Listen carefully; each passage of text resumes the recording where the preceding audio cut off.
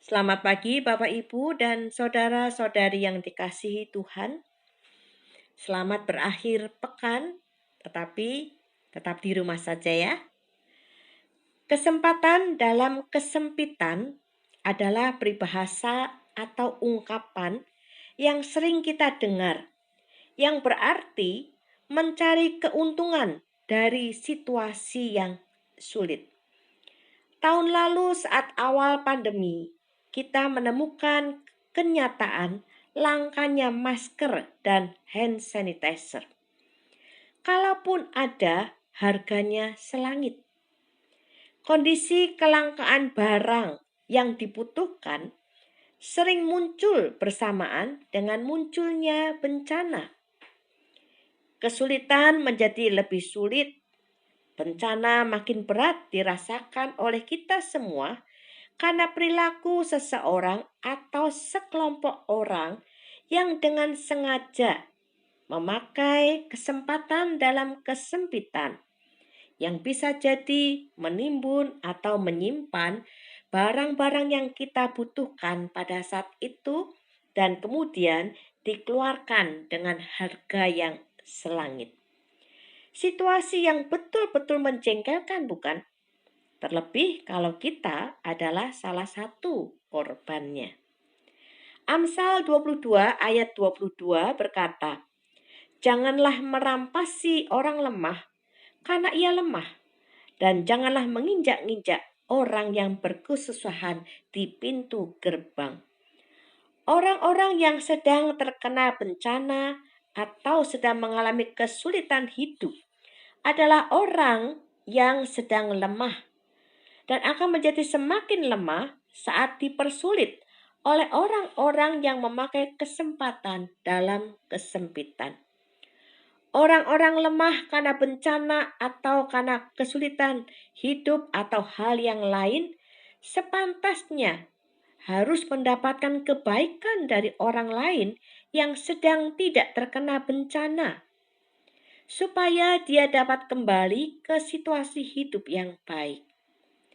Amsal 3 ayat 27 berkata, "Janganlah menahan kebaikan daripada orang-orang yang berhak menerimanya, padahal engkau mampu melakukannya." Amsal ini mengingatkan kita agar kita berbuat baik untuk orang-orang yang berhak menerima kebaikan kita. Tentu salah satunya adalah orang-orang yang sedang mengalami kesulitan hidup, entah karena bencana, entah karena pandemi, ataupun karena persoalan yang lain. Bukan dengan melakukan apa yang kita tidak mampu lakukan, tetapi dengan apa yang dapat kita lakukan. Hal-hal kecil yang kita lakukan untuk orang-orang yang sedang dalam kesusahan hidup pun akan menjadi sebuah kebaikan dari kita untuk orang lain.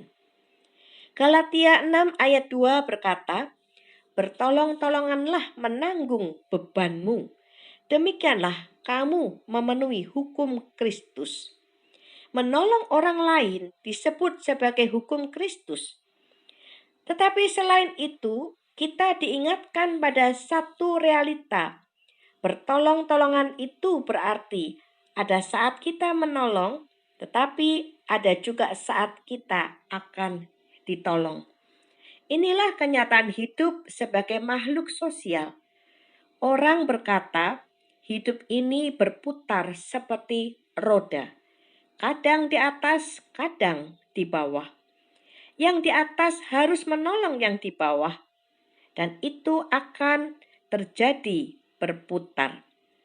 Bila hari ini kita di atas, inilah saat kita menolong orang yang sedang ada di bawah. Bukan malah mencari keuntungan di dalam kesulitan orang lain. Karena saat kita ada di bawah, kita juga akan membutuhkan pertolongan orang lain. Dan saat membutuhkan pertolongan, namun justru bertemu dengan orang yang mencari keuntungan di tengah kesulitan, tentu akan membuat kita makin berduka. Tuhan memakai kesulitan hidup, bencana, bahkan pandemi ini, supaya kita saling menolong, saling melihat orang lain sebagai pemberian Tuhan kepada kita untuk menjadi saudara.